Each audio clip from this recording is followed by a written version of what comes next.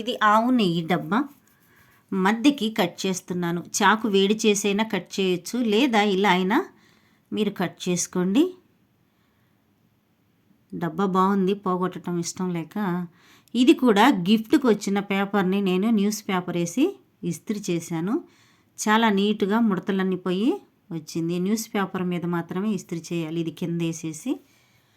ఇప్పుడు దీనికి డబ్బా అడుగు భాగంలో ఫెవికల్ బాగా ఫుల్గా రాయాలి.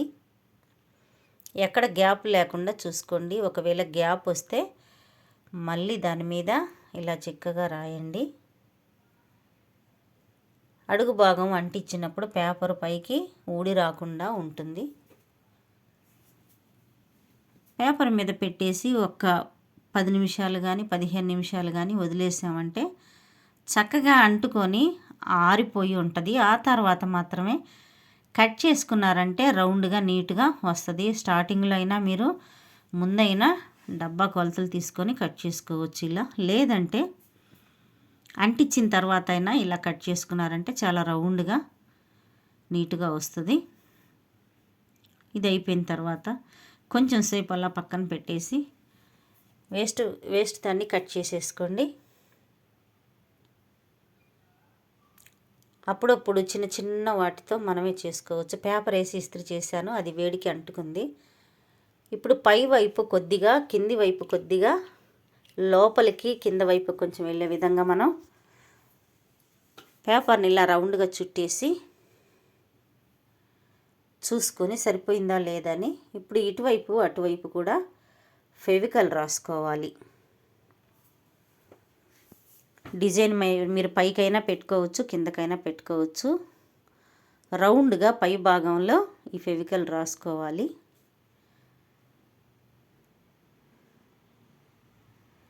చిన్న చిన్నవి అప్పుడప్పుడు ఇంట్లో ఇలా ఓన్గా తయారు చేసుకోండి, చాలా బాగా అనిపించిద్ది మనకి. ప్లాస్టిక్ వాడకూడదు, ఏదో కొద్ది రోజులు కొంచెం వాడేసి పడేద్దాంలే అని తయారు చేస్తున్నాను. ఇలా అంటించేసుకోవాలి, రౌండ్గా మొత్తం అంటించుకోవాలి.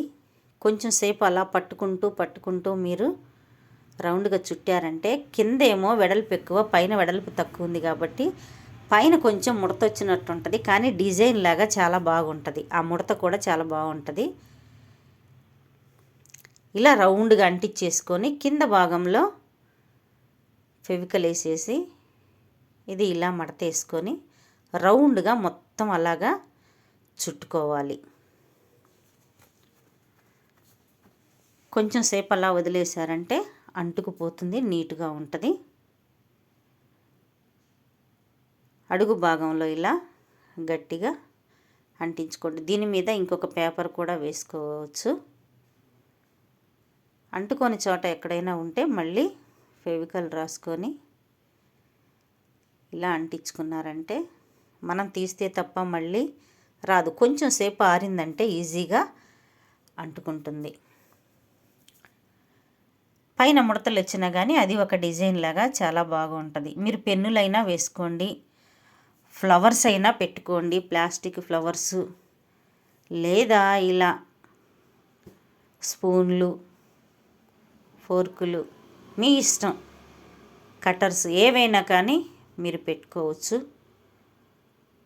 మీకు నచ్చినవి ఏవి మీకు కింద విడివిడిగా ఉన్నాయి అనుకుంటారో అవన్నీ ఇందులో సర్దుకొని ఒక సైడ్కు పెట్టుకున్నామంటే వాడని వస్తువులు కూడా ఏమన్నా ఉంటే దీంట్లో పెట్టేసి ఒక సైడ్కు పెట్టుకోవచ్చు.